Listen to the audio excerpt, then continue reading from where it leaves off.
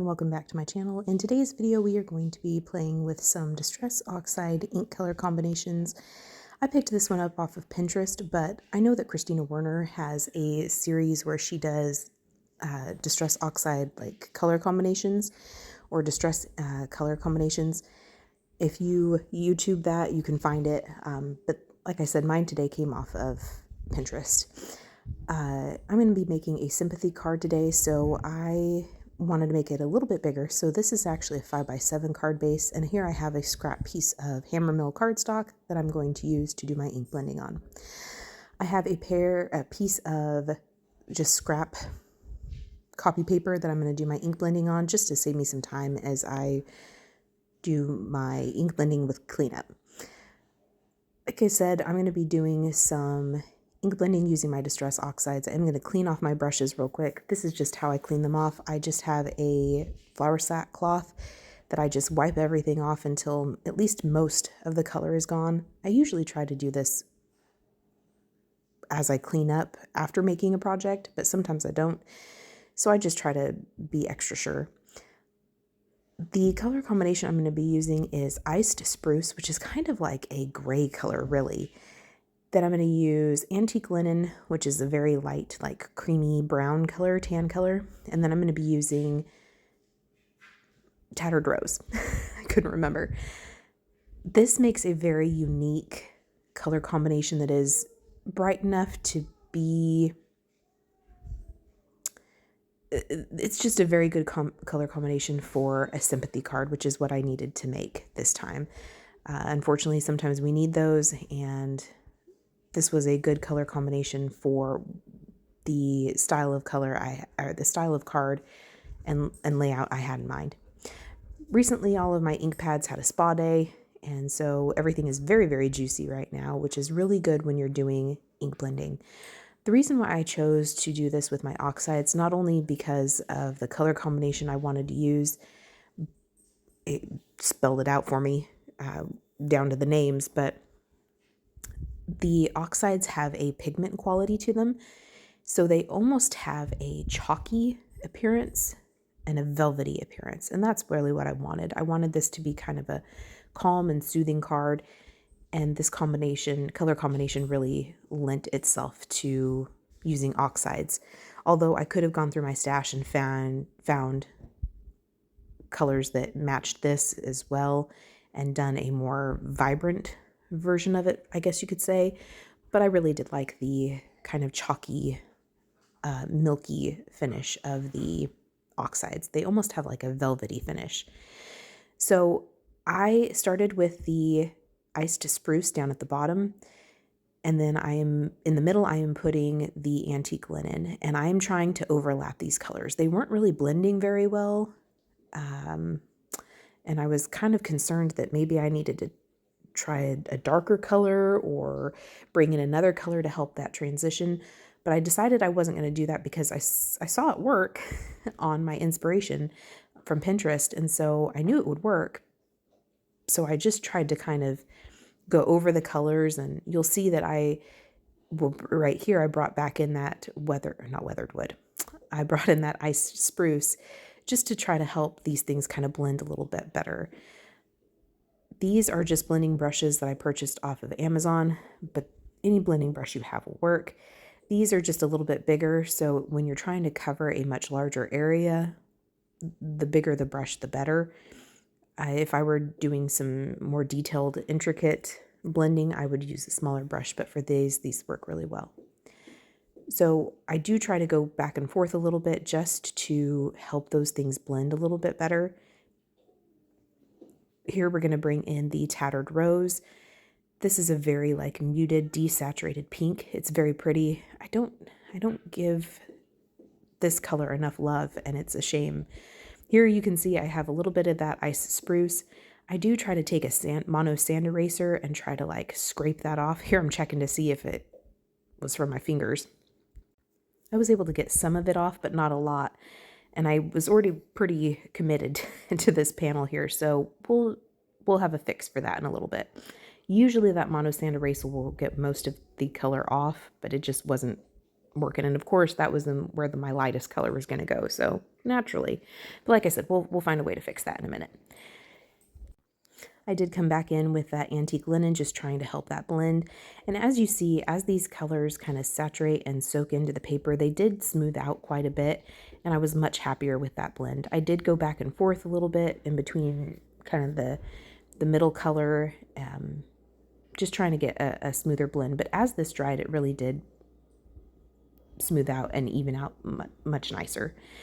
I am taking, this is my kind of my inspiration and instruction sheet to myself, and I'm using that to kind of hold the paper because this is a pigment ink and I am putting down quite a lot of ink here. I didn't want to leave a bunch of fingerprints and smudges, so I am just protecting my fingers with a scrap piece of paper. Now, when I was happy with the blend, I went to this stamp set from Simon Says Stamp. This is Garden Greetings, I think. I'll list it below. And then I'm going to use my VERSAFINE ink to stamp this out. This is a very dark, rich black and a true black. And that's really what I wanted. I wanted these to almost look like silhouette images on here. So there's almost like a swag, and then there's like a garland almost is what it reminds me of. That's the one I'm inking right here. And I just kind of put that on the end, and then the swag looking one kind of in the middle, and then I will restamp the swag on, or the garland one, the long one, on the other corner. And this ink pad also recently had a spa day, so I do end up stamping it twice just because I missed a spot, and I really did want this to be a very solid, deep, rich black. So I do end up stamping them twice, but they really didn't need it. I just wanted to do it really because it's habit, pretty much. I cleaned off that long garland piece, restamped it on the other edge, and I did flip it so that it didn't look quite so symmetrical with the same kind of leaf at the top again. So I did rotate it 180 degrees so that I could get a different, make it look like I have more stamps than I really do. I'm going to clean that off and then restamp just a little tiny section of that swag. I tried not to have it overlap, but I ended up having it overlap just a little bit. It wasn't the end of the world. I didn't feel the need to redo this. And here you can see where I did restamp it. It does overlap just a little bit, but it's not enough that I felt like I needed to redo it. So when I am done with this, then I'm going to get my greeting out. My greeting comes from this set. I think this is a Simon Says Stamp stamp set illustrated by Christina Werner, or handwritten by Christina Werner, but I'm not entirely sure. If someone knows what this stamp is called, please let me know in the comments below. I'd really appreciate it. I couldn't seem to find it anywhere. Anyway, I'm going to stamp this with Sympathy, kind of in this little nook I have right here. I thought that sentiment really fit quite nicely there. And again, I'm stamping it in that same VERSAFINE Onyx black ink. And I do stamp that twice just to give me a really good crisp image. Between my ink blending and this pigment ink stamping, this paper was very wet. So I did go and heat set this from the front and the back just until it was pretty dry. I felt like this needed to have a black mat just to kind of draw the eye in and give me a third location of black on this card. And I mentioned before in the intro that this is going to be a 5x7 card. So I'm going to take this Paper Studio black cardstock and I'm going to cut it down to 5x7. This is the size of my card, and then I will cut down the ink blended and stamped panel to, I think I cut it down to 4.5 by 6.5. I took 1/4 inch off of each side. So I could have just a really nice like mat. And my little paper trimmer here has 1/4 inch marks on the right as well as the left of the cutting blade. And so I'm trying to just cut off 1/4 inch off of each side. I'm sorry if you can hear my dog in the background licking his paws. That's just where we're at in life, because it is hotter than blue blazes outside. So he's inside and licking his paws, and I do apologize if you can hear that. Once I was done, I'm going to glue down this black panel just flat to the card. And now I'm sorry if you can hear my son making squeaking sounds in the back. You know, y'all, this is life. This is the life I have. Anyway, I'm going to glue this down flat to the card, and then the stamped and ink blended panel, I'm going to use some Altenew Instant Dimension foam tape and a little bit of liquid glue just to adhere this down with just a little bit of dimension. And then this is going to be centered onto the card. I'm making sure that I'm not gluing it upside down, which I have been known to do. And I just feel like that black mat really does help kind of draw your eye in.